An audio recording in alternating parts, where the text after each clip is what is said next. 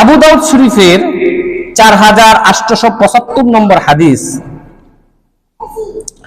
আম্মা জান আয়েশা সিদ্দিকা রাদিয়াল্লাহু তাআলা আনহা তার সতীন সাফিয়া রাদিয়াল্লাহু তাআলা আনহার ব্যাপারে বললেন কাদা কাদা, এমন এমন। মানে তিনি এমন এমন বলতে তিনি একটু খাটো বুঝাইছেন। কি বুঝাইছেন?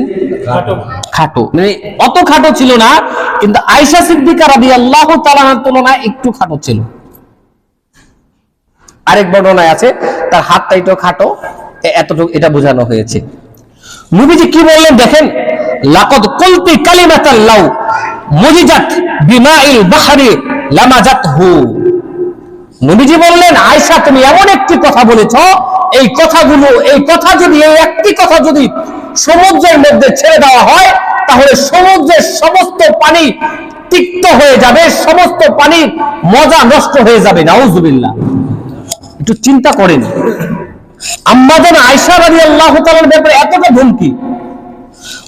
আয়েশা তুমি এমন কুলতিল কালিমাতান লাউ মুজিজাত, তুমি এমন একটি কথা বলেছো বিমাইন বাহরিল লামাজাতহু, যে কথা সমুদ্রের সমস্ত পানিকে নষ্ট করে দিবে যদি একটি কথাকে তুমি সমুদ্রের মধ্যে মিশিয়ে দাও। কিন্তু আম্মা জান আয়েশা কি বলছেন? কি বলছেন? খাটো খাটো স্ত্রী, তার আরেকটা স্ত্রী খাটো, মানে এতটুকু বুঝাইছেন। বাস্তবে সে খাটো ছিল। দেখেন নবীজির এক স্ত্রী আরেক স্ত্রীর ব্যাপারে এই কথাটা বলছেন, নবীজি কতটা ধমকি দিচ্ছেন। আর আমাদের ব্যাপার বলেন, কালু, বাইটে, লালু, ফুটমুটা, কানমুটা, নেংরা, আরো কোন না দু একটা, খোদা, তেরা, এইভাবে মহিলারা পুরুষ সবাই দেখবে। এই যে এই সমস্ত কথাগুলো বলা যাবে না, এই কথাগুলো বলা যাবে না। দেখেন আম্মা জান আয়েশার ব্যাপারে এই কথাগুলো আছে, কিন্তু আলহামদুলিল্লাহ রমজানে আমরা এগুলা থেকে বিরত ছিলাম, কিন্তু রমজানের পরে আমরা এই আমলটা ধরে রাখি। কাউকে এমন কোনো কথা বলবো না যার কারণে মুসলমান ভাই কষ্ট পায়।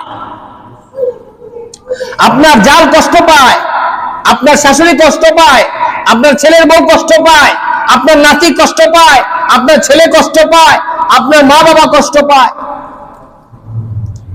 এমন কোনো কথা বলা যাবে না।